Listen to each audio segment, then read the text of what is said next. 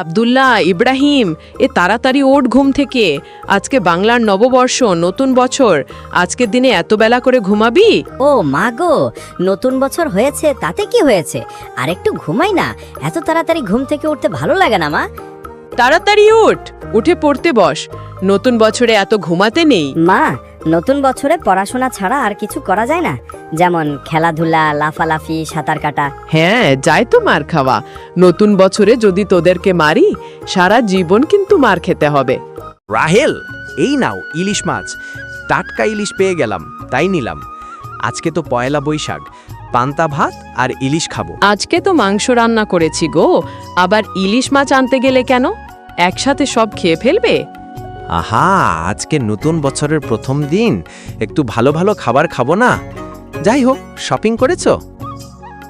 হ্যাঁ করেছি, তবে আমার জন্য এখনো করিনি। 2 ছেলের জন্য করেছি।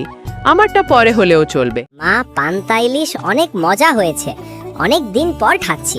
তাড়াতাড়ি খেয়ে নে, খাওয়া দাওয়া করে তোদেরকে মিষ্টি খাওয়াতে নিয়ে যাবে তোর বাবা। তাই নাকি? মা, কি মজা কি মজা! শুধু মিষ্টি খাবো তা কিন্তু নয়, আরো অনেক কিছু খাবো। এরপর রফিক তার 2 ছেলে ইব্রাহিম এবং আব্দুল্লাহকে নিয়ে নতুন বছরের প্রথম দিনে পহেলা বৈশাখের মিষ্টি খাওয়াতে নিয়ে যাচ্ছে। হাঁটতে হাঁটতে একটা সময় মিষ্টির দোকানে পৌঁছে গেল। তারা আনন্দ করে মিষ্টি খাচ্ছে। হঠাৎ চোখে পড়ে একটা গরিব অসহায় ছেলের দিকে, মিষ্টির দোকানের দিকে তাকিয়ে আছে। এ সময় ইব্রাহিম আব্দুল্লাহ সেই অসহায় ছেলের কাছে এসে তাকে মিষ্টি দিল। মিষ্টি পেয়ে ছেলেটা খুব খুশি হলো। শিক্ষা, নিজে খাওয়া যেমন আনন্দের, গরিব অসহায় এতিম মানুষদের খাওয়ানো আনন্দের। তাই নিজে খাবেন, অন্যদেরকেও খাওয়াবেন।